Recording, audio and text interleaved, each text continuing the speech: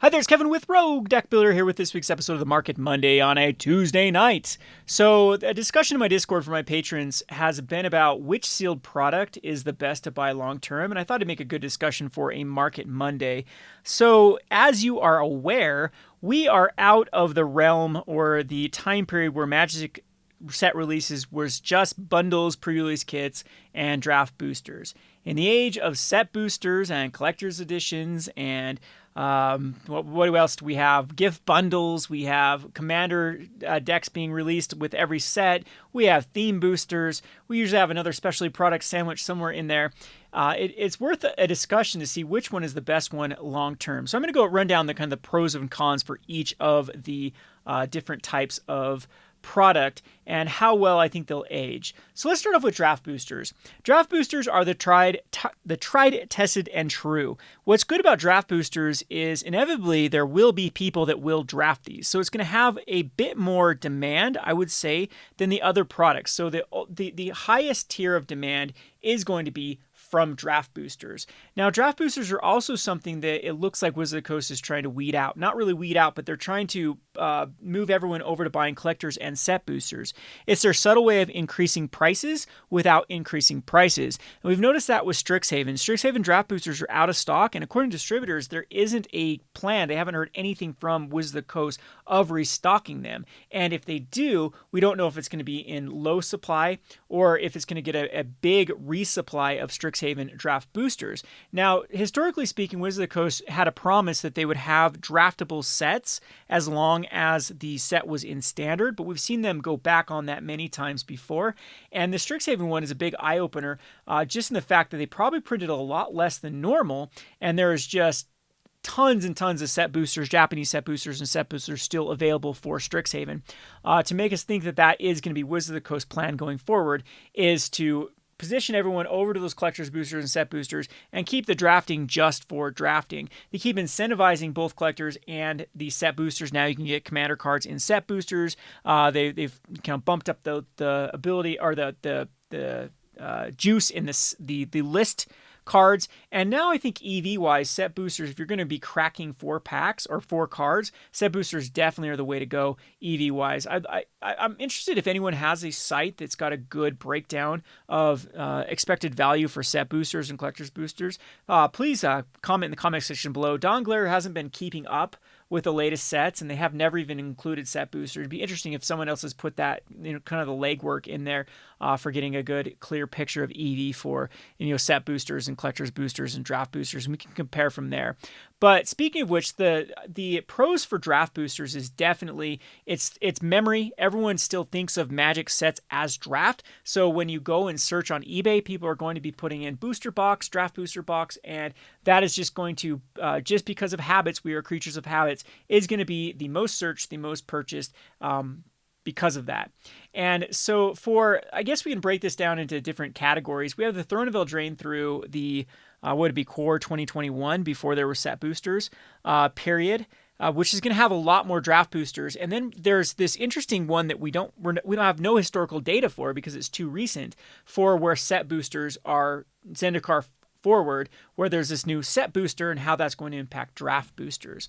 So that's my opinion on draft boosters. Draft boosters are a good hold because historically speaking, Magic has outperformed things like Yu-Gi-Oh! And Pokemon. There's never been a time period in Magic where there's just been such a crappy product that has been just absolutely blown out for, pennies on the dollar. We've seen that with Pokemon. Pokemon is the biggest roller coaster. Right now we're going through a huge lull where you can actually find Pokemon for cheaper than distributor cost.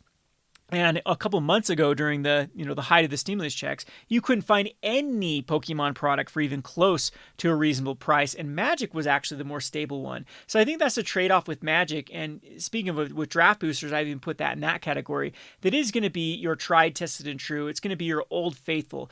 You can basically run that time trajectory of as time goes, these will go up in value. So draft boosters, if you're looking for like a stable investment or a stable product for your collection, that is the way to go. But if you actually look at Throne of Eldraine, now that I've got Throne of Eldraine pulled up, there's some interesting things with these other products. So let's look at bundles. The lowest price right now is about 65 on the market price. I guess there's 75 is the lowest one right now for the bundles. Speaking of which, that is a better return.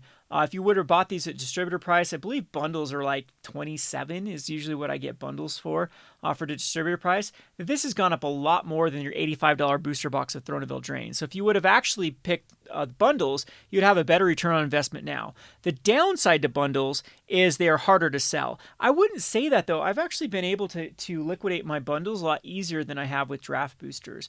The thing is they are bulky, they cost more to ship, and they are going to have less traction than going your regular booster box. Speaking of which, with bundles, there has been the change in bundles. So Wizards of the Coast with the Innistrad has put set boosters in the bundles, and that'll be interesting to see how those will fare going forward with that change. And it has gone down from 10 to 8, and they kept the price. So Wizards of the Coast has done these kind of sneaky little subtle price changes without increasing the price by shifting people over to set boosters, which have 6 less booster packs per box, and then decreasing the amount of packs in the bundles.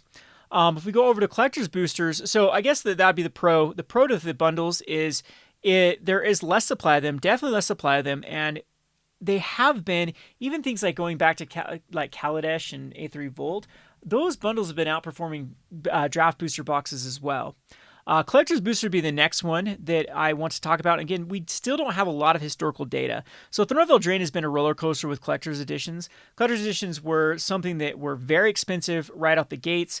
Then it kind of crashed when the Throne of Eldraine bundle edition had one in them, and they also did repackage all of those sleeve boosters that they were selling at Walmarts and Targets because of theft, and those got rechanneled back into Amazon and into local game stores, and we saw a crash of collector's boosters. But collector's boosters, both the singles and the sealed product, have gone back up to where they are also outperforming just the regular draft booster box. So this is going to be something that's going to be interesting to keep our eye on, because Throne was the very first experiment with this, and most collector's editions have fared very well. There's things like Core 2021, even in Throne of Theros Beyond Death. The only one that's been a stinker so far, well, there's been 2 of them that have been stinkers, and they're still pretty recently, has been Kaldheim and Forgotten Realms. But even things like Strixhaven, those have been were purchased at high quantities and are hard to come by right now. And so this is another one that's interesting, easy to package, easy to store, easy to ship, and they have been outperforming draft boosters. So themes, I say avoid. Themes are a weird one because a lot of people aren't searching for them. Themes sell at like their local game store. People just want to like mix. They kind of feel like a Jumpstart type product, where, well, a crappy Jumpstart, where you open up. This is where Jumpstart. They should get rid of themes and just do a Jumpstart product for every set, because it's so redundant. There's not a lot of difference between already between set and draft, but theme and draft is actually basically you're getting all of one color. You're getting 1, maybe 2 rares. No option for a foil. No option for a full art. No option for a showcase.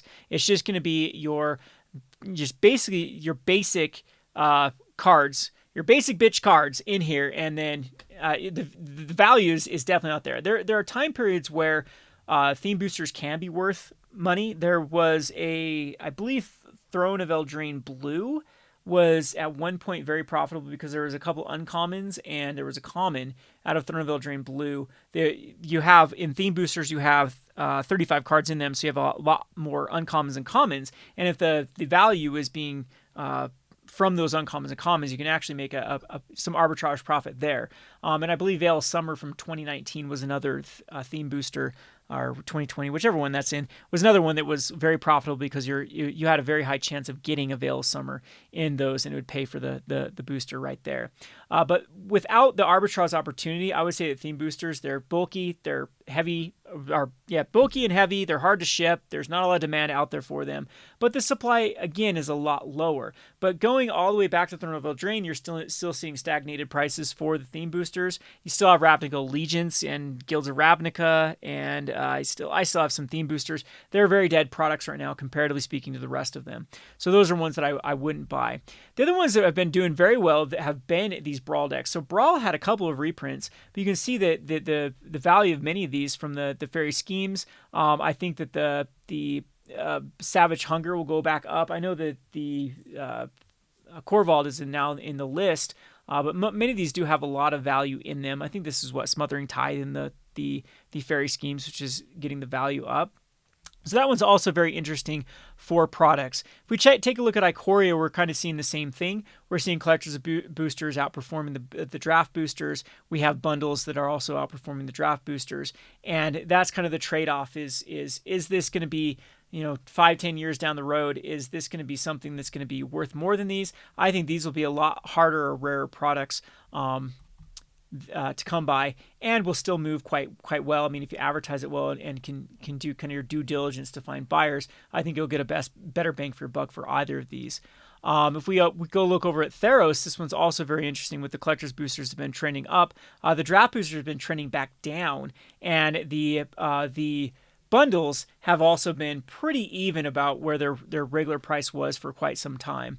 The last one I do want to talk about here is this one with pre-release packs. This one's very interesting too because pre-release packs do quite well. This is one that it definitely, out of all the products mentioned, collectors, boosters, bundles, and booster packs, or draft boosters, this is the one that you have to, it doesn't have as many buyers, but when you do find a buyer, they typically do go for more. This is also the EV. Most of the time, pre-release packs do get your better bang for your buck just for that foil slot. And sometimes the dice does have value. Like Strixhaven, I am expecting the dice have the value in the pre-release packs. So these are my favorite products to really hold on to. I try to keep a case of each of the pre-release packs because they do well. I mean, there are like Throne.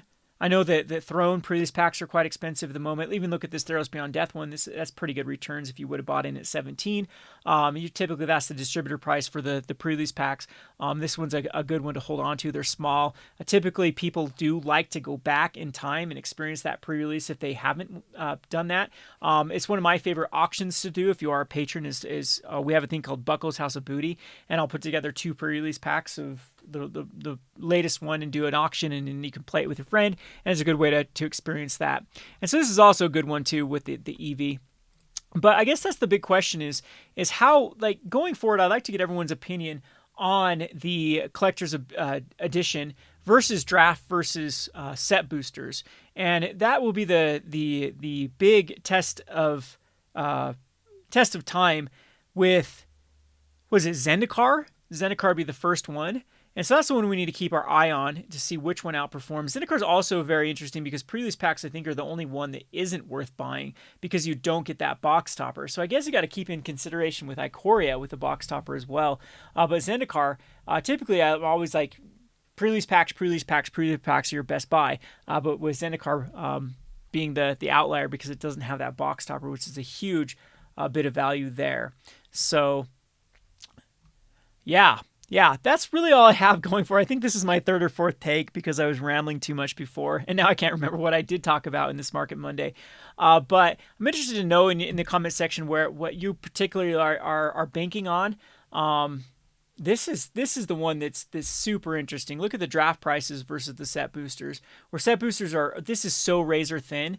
Some of the distributors, I think my highest distributor still set boosters at $89 a set booster, and I think the lowest one is like $86.50. So TC market price, these people are losing money unless they've bought by the case lot. There might be some sellers here that get a much better deal than I do on like the set. But if you take a look at bundles and you take a look at draft boosters, this is still profitable after the fees. If you get on the, I think TC Player does like a less percentage on the sealed product, but at least this is profitable. This is definitely not profitable at this price point. And then the collector's boosters are very hard to come by at this point. So pre-release packs too, this is interesting here, where a set of them are $122.95, 22, definitely outperforming both the set boosters and the draft boosters. So if you are interested in sealed product, though, that is something I do for patrons. Time to shill out my Patreon. If you come over to patreon.com/roguedeckbuilder, if you want to know why I'm less active on YouTube as I once was before, YouTube used to be my bread and butter. It used to be where I used to have a website where I sold things to fans, sold playmats, had sponsorships, things like that. And then when I did start the Discord, we have a whole, and the Patreon, we have a whole community where that's where my big focus is on there is looking for products to, buy for patrons to keep everyone happy. Basically, my whole business model is people pay basically a subscription service, and you're allowed a certain amount of products per month to buy at whatever tier you sign up for. And the people that do use their benefits, that you do make your money back quite quick. And I like it because it's a residual source of income that I can guarantee comes in, and it also really helps my reputation with the distributors and with just being able to buy a lot of product, and it's good for everyone. So if you are in the market for sealed product, I highly suggest coming over and checking it out, and we can further have that discussion on our Discord. So I'm always interested in like-minded people that want to discuss kind of sealed products and the theory behind it.